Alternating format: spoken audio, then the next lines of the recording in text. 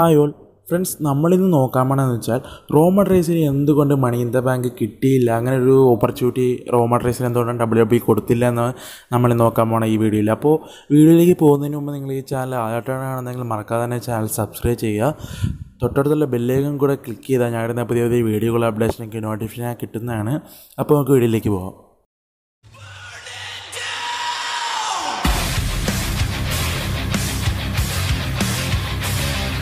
Friends, Roman റൈസിന് മണി in the bank എന്ന് പറയുന്ന ഇങ്ങനത്തെ ഒരു ഓപ്പർച്യൂണിറ്റി, ടോപ്പ് ഓപ്പർച്യൂണിറ്റി എന്തുകൊണ്ട് WWE ഇതുവരെ നൽകിയിട്ടില്ല എന്നത് നമുക്ക് ഇപ്പോഴും ഒരു ചോദ്യമായിട്ട് നമ്മുടെ മനസ്സിലുണ്ട്. എന്തെന്ന് വെച്ചാൽ ഷീൽഡിലെ 3 മെമ്പേഴ്സിനെ വെച്ച് നമ്മളൊരു കമ്പാരിസൺ നടത്തി കഴിഞ്ഞാൽ ഡീൻ ആംബ്രോസ്, സെത്ത് റോളിൻസും money in the bank contract win ചെയ്തിട്ടുണ്ട്.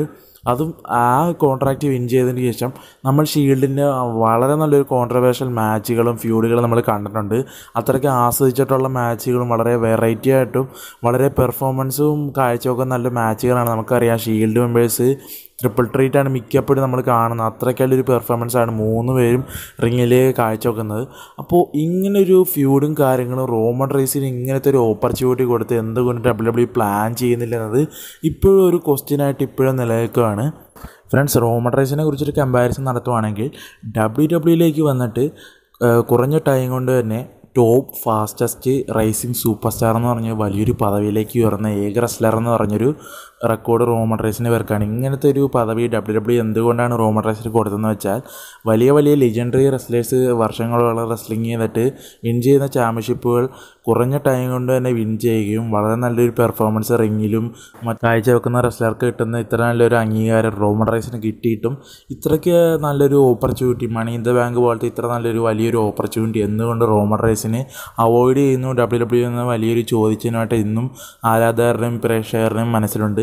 അപ്പോൾ ഇങ്ങനൊരു ഓപ്പർച്യൂണിറ്റി റോമൻ റൈസിന് അധികം വൈകാതെ കൊടുക്കുമെന്നാണ് എനിക്ക് തോന്നുന്നത്, എൻ്റെ അഭിപ്രായത്തിൽ.